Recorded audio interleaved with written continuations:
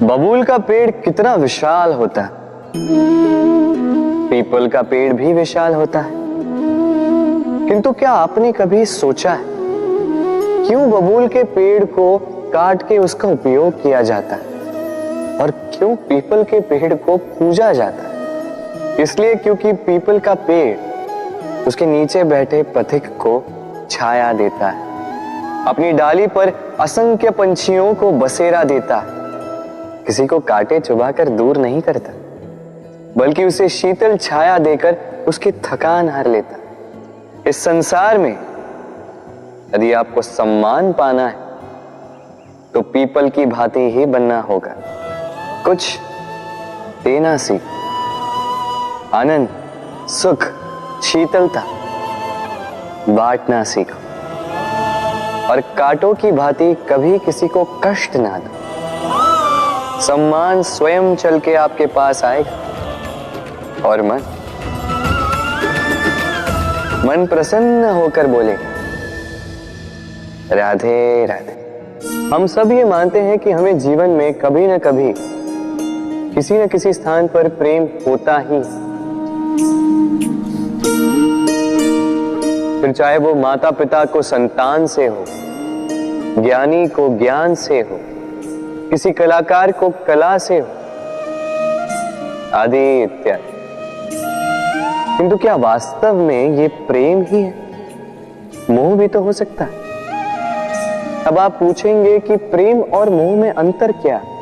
अंतर है बंधन का, जो आपको बांधे वो मोह है, प्रेम नहीं। प्रेम वो जो आपको मुक्त कर विकास की ओर भेजे। चलो आपको एक उदाहरण देता हूं।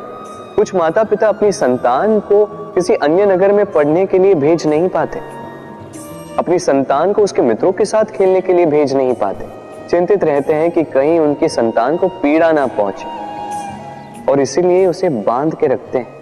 ये प्रेम नहीं है, ये मोह है। क्योंकि यदि ये प्रेम होता तो वो चाहते कि संतान माता पिता की छांव से बाहर निकलकर इस संसार को देखे, उसे समझे, उससे ज्ञान ले, अपनी अनुभवों से सीखकर अपना स्वयं का एक व्यक्तित्व बनाए। स्मरण रखिएगा, मोह से भय पैदा होता है और प्रेम से केवल आनंद।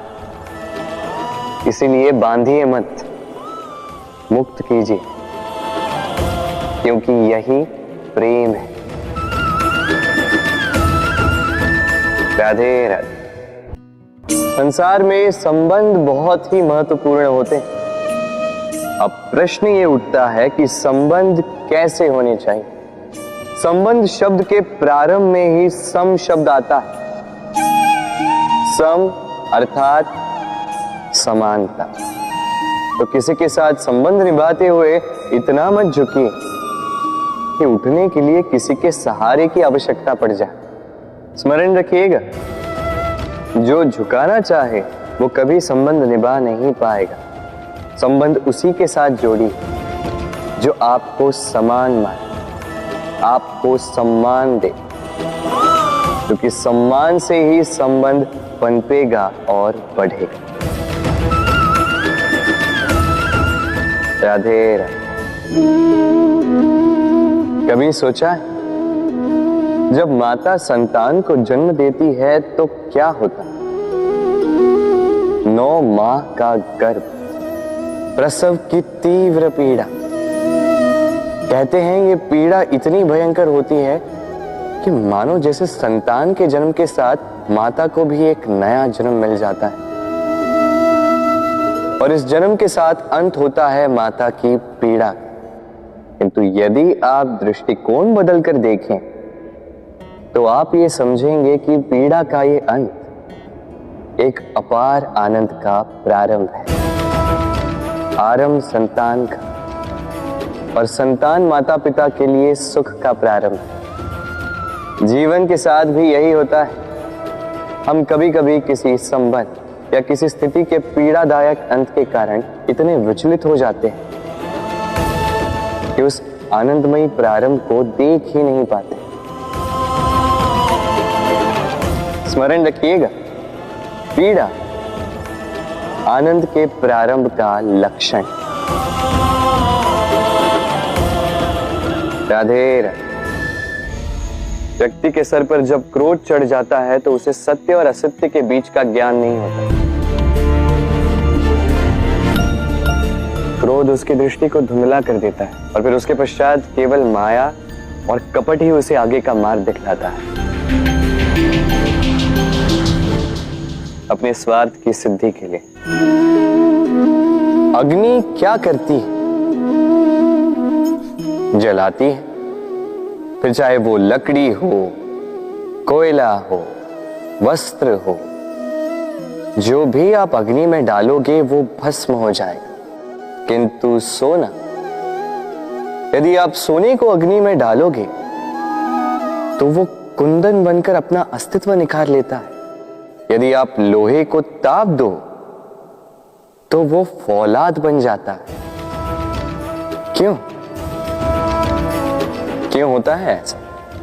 क्योंकि उनके भीतर की अग्नि उनको जलाने वाली अग्नि से अधिक तीक्ष्ण होती। ये अग्नि है निश्चय की, ये अग्नि है पवित्रता की।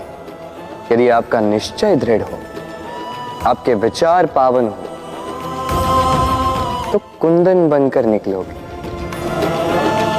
फौलाद बनकर निखरोगे, भीतर से बल पाओगे और कोई आपके साथ अनिष्ट नहीं कर पाएगा। राधे राधे। व्यक्ति का जीवन क्या है? अब आप कहेंगे जन्म और मृत्यु के बीच का समय। और मृत्यु कब होती है?